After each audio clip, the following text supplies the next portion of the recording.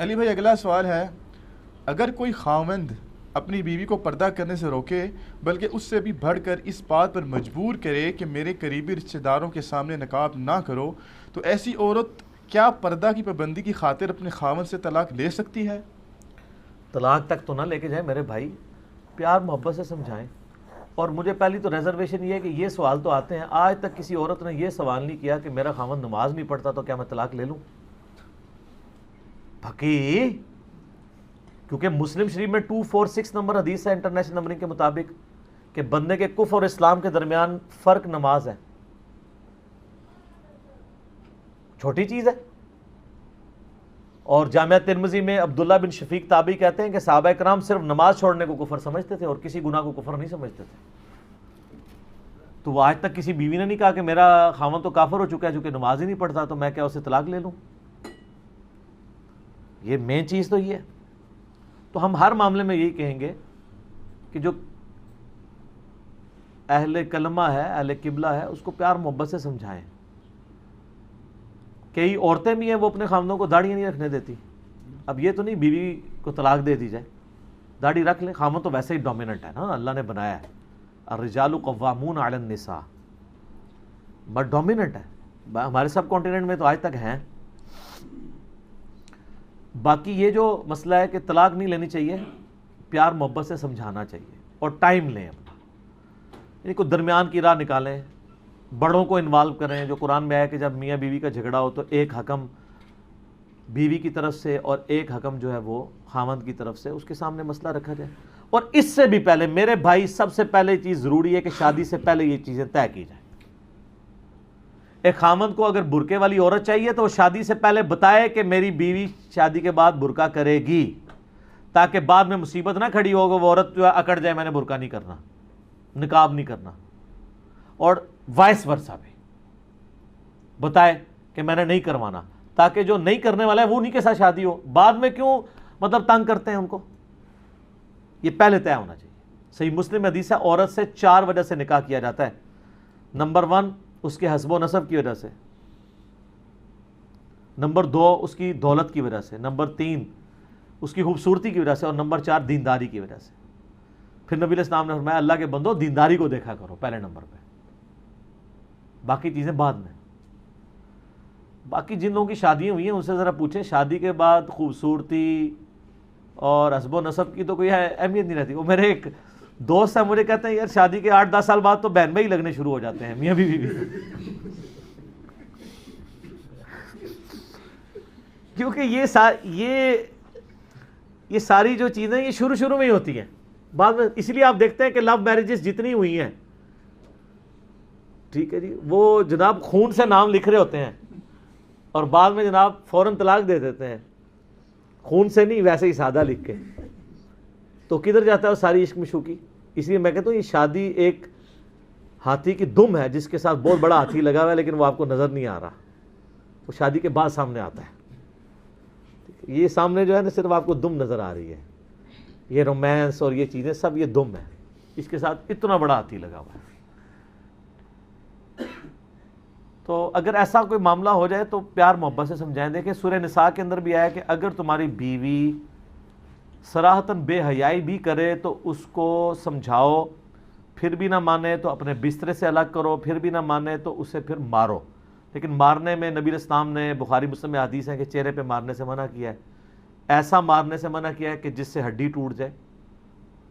زد و کوب کرنا جائز ہے لیکن اس معاملے پہ تو اب بڑا اچھا موقع تھا کہ اگر تمہاری بیوی بے حیائی کرتی ہے تو فوراً ایسی عورت کو فارغ کر دو. کیونکہ اسلام کو پتہ ہے کہ خاندانی نظام ٹوٹے گا تو ایسی عورتیں اگر آزاد چھوڑ دی جائیں گی تو معاشرے کے اندر بے حیائی پھیل جائے گی. صحیح مسلم میں حدیث ہے نا کہ شیطان کا تخت پانیوں پہ لگا ہوا ہے، جو میں کہتا ہوں کہ ہو سکتا ہے برمودا ٹرائنگل میں ہی لگا ہوا ہو جہاں ہر چیز غائب ہو جاتی ہے. اور شام کے وقت وہ سارے چیلوں کو جمع کر کے پوچھتا ہے آج تم نے کیا کیا، تم نے کیا کیا. ہر کوئی آ کے اپنا وہ کارنامہ بتاتا ہے، میں نے چوری کروائی، وہ کہتا ہے میں نے زنا کروایا، وہ کہتا ہے میں نے یہ کروایا. وہ اس کو نارمل لیتا ہے. جب کوئی چیلا کہتا ہے نا آج میں نے میاں بیوی کے درمیان جدائی ڈلوا دی ہے تو اس کو وہ سینے سے لگاتا ہے کہ اصل کام تو نے کیا ہے.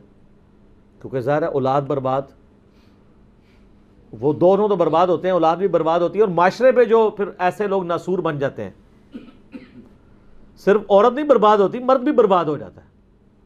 مردوں کو ویسے کو دماغ میں کیڑا ہے کہ ہم نے طلاق دے دی تو عورت کی زندگی برباد کر دی، اس کو اور خاوند مل جائے گا۔ قرآن میں آتا ہے کہ اگر نہیں معاملات چلا سکتے تو چپ کر کے علیحدگی اختیار کر لو، اللہ قریب ہے، اسے بھی کوئی بہتر نعم البدل دے دے اور تمہیں بھی دے دے۔ اس طرح نہیں ہوتا کہ آپ کی مرضی سے معاملات چل رہے ہوں۔ اسی لیے جامعہ ترمذی ابو داؤد میں حدیث ہے، اللہ کو حلال چیزوں میں سب سے ناپسند طلاق ہے۔ ناپسند اس لیے ہے کہ خاندانی نظام ٹوٹ جائے گا، اور حلال اس لیے ہے کہ کبھی جینون ضرورت پڑ جاتی ہے، جہاں جینون ضرورت پڑے وہاں طلاق کروانی چاہیے۔ یہاں لوگ نباتے رہتے ہیں، میں نے 25-30 سال کے بعد 4 بچے جوان ہو گئے، ان کی شادیاں ہو گئی ہیں، اس کے بعد خامدوں نے طلاقیں دی ہیں اپنی بیویوں کو، اور وہ جو 25-30 سال وہ بہن بھائیوں کے کہنے پہ او چلو جی گزارا کرو، اور آخر وقت میں پھر مصیبت کاٹ رہے ہوتے ہیں۔ اس طرح گزارے نہ کروایا کریں، کوشش کریں کہ مطلب میل جول ہو جائے۔ تو اگر کسی کا خامند اسے مجبور کرتا ہے، درمیان کا کوئی راستہ اختیار کریں۔ میرا خیال ہے کوئی بہت ہی بغیرت خامند ہوگا جو یہ کہے کہ تم باہر جو ہے بے پردہ پھرو۔ میں نے تو کلین شیو لوگوں کو دیکھا ہے، نماز بھی نہیں پڑھتے، ان کی بیویاں نقاب کرتی ہیں۔ زیادہ تر لوگ تو یہ کروا رہے ہوتے ہیں۔ یہ دوسروں کے بارے میں ان کا کرائٹیریا ہوتا ہے، اپنی بیوی کے بارے میں یہ کرائٹیریا نہیں ہوتا کہ میں اپنی بیوی لوگوں کے اوپر نیلام کروں۔ کوئی بغیرت ہو جائے وہ علیحدہ بات ہے، اوورال تو میں نے زیادہ تر غیرت مند نوجوان دیکھے ہیں، مسلمانوں میں کیا ہندوؤں میں بھی دیکھے ہیں۔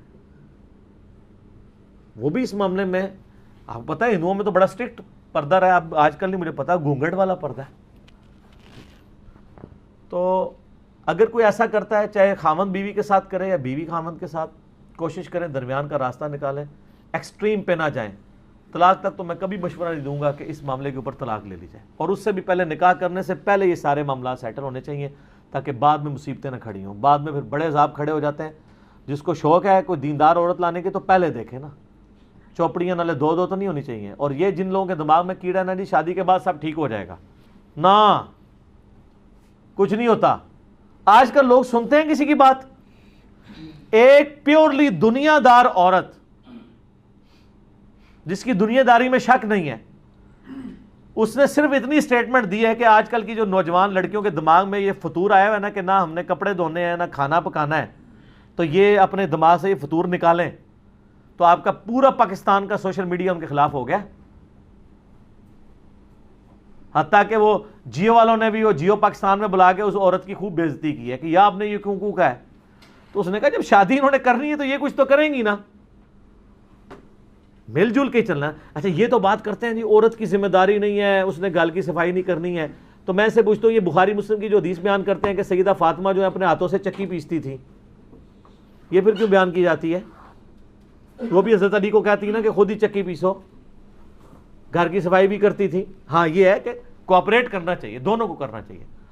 خامند بھی نان و نفقہ دینے کا قرآن کی روح سے پابند ہے، باقی خامند بھی کئی چیزیں روٹین سے ہٹ کے دے رہا ہوتا ہے، اپنی بیوی کی خواہشات پوری کر رہا ہوتا ہے، وہ نان و نفقہ دینے کا پابند ہے، اس کو آئے دن شاپنگ کرانے کا نہیں ہے، اس کا تو پابند نہیں ہے، اس کو آئے دن جو ہے وہ سونے کی انگوٹھیاں یا یہ زیور گفٹ کرنے کا پابند نہیں ہے، یہ بھی تو وہ ایک روٹین سے ہٹ کے اس کو دے رہا ہوتا ہے نا۔